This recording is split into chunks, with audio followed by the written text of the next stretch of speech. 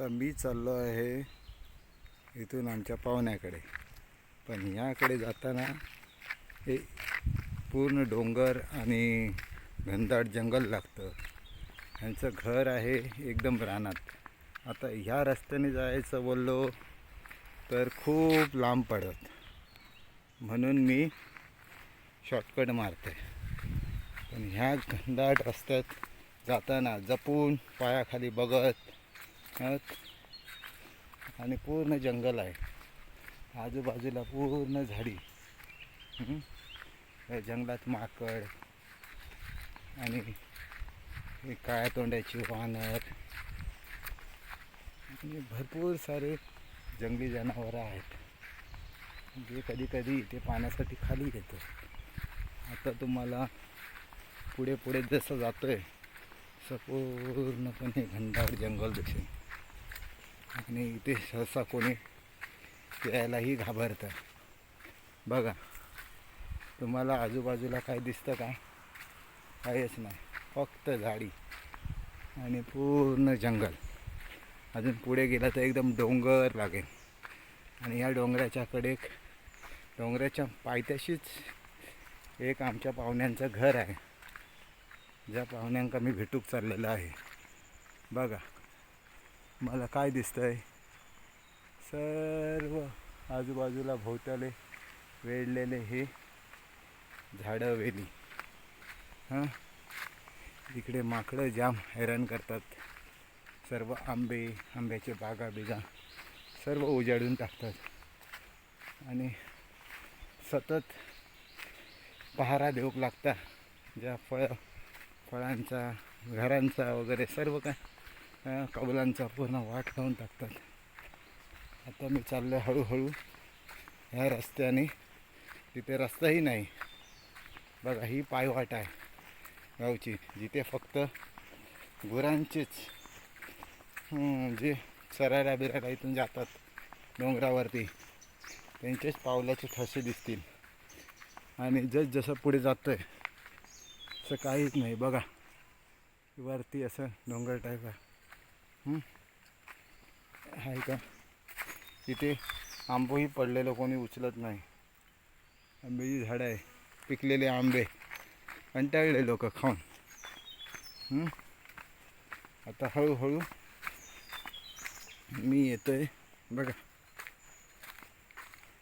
खाली उतरलोय. आता हे व्हाळा, ह्या व्हाळातून ओय ओ कांता काका असे कुकारे मारूक लागता, जेणेकरून समोरच्याला समजता की आपण इथे आलो आहे. नाहीतर बघा, अरे इथे तर ह्यांनी वाट कोडली आहे. आता मला ह्याच पाण्यातून अरे माझी पॅन्ट जरा भिजली आहे. आता काय करणार? जाऊ की येऊ? कोणीही आता शेती करण्याचा टाईम आहे. ह्या वर्षी अगोदरच मे महिन्यात पाऊस पडून सर्वांचं, शेतकऱ्यांचं खूप मोठं नुकसान केलं आहे. फळबागेचं नुकसान केलं आहे. आणि खूपच नुकसान झाल्यामुळे सर्व शेतकरी आमच्या कोकणातले लोक रडत बसत नाही. कारण की काय भेटते काय नाही भेटत त्याच्याकडे लक्ष न देता आपल्या पुढील कामाला लागतात.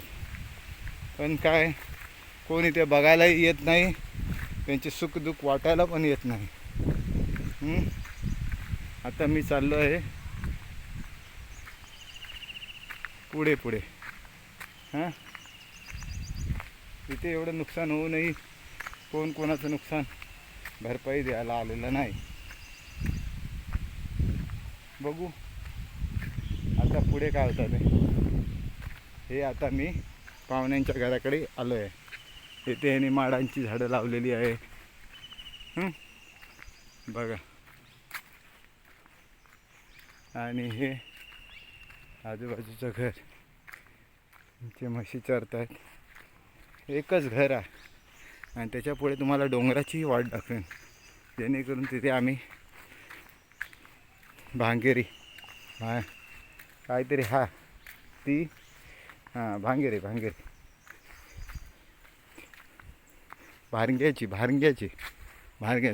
माफ कर, भांग्याची भाजी आम्ही काढायला जाणार आहे. तोही तुम्हाला डोंगर चढताना दाखवेन. हे आहे नारळाची झाडं. हो बघा,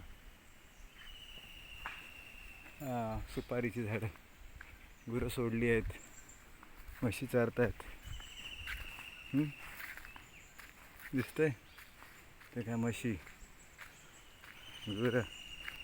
आणि मी आता शेवटी इथे पोचलो आहे निसर्गाच्या सानिध्यात. या डोंगराच्या पायथ्यापाशी तिथे त्यांचं एक दत्ताचं मंदिर आहे समोर. आणि आता इथे मी आमच्या पाहुण्यांकडे पोचलो आहे. ते माझी वाट बघतायत.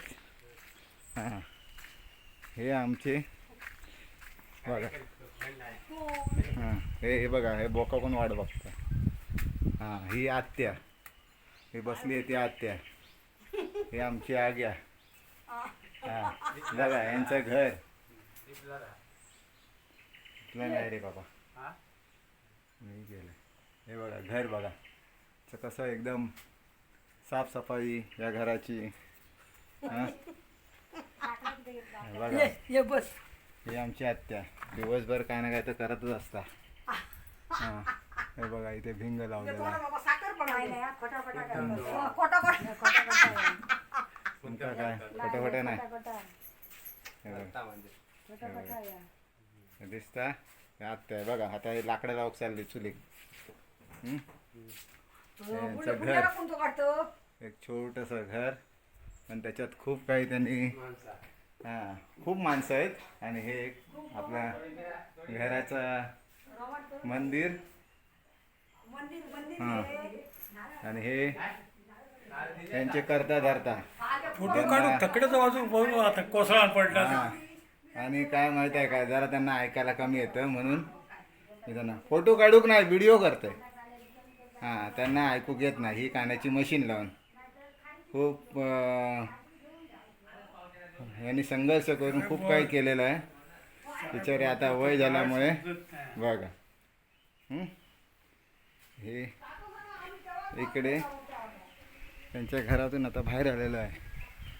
हे त्यांची आंब्याची झाडं. आणि हे त्यांचं घर दिसलं.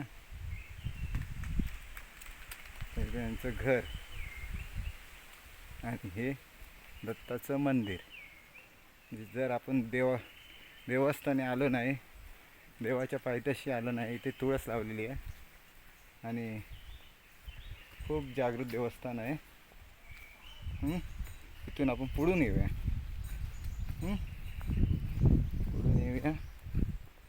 म्हणजे काही मनोकामना असेल ते पूर्ण होते इथे. हे बघा, हे आमचे जगद्गुरू दत्तगुरू दिगंबरा श्रीपाद वल्लभ दिगंबरा.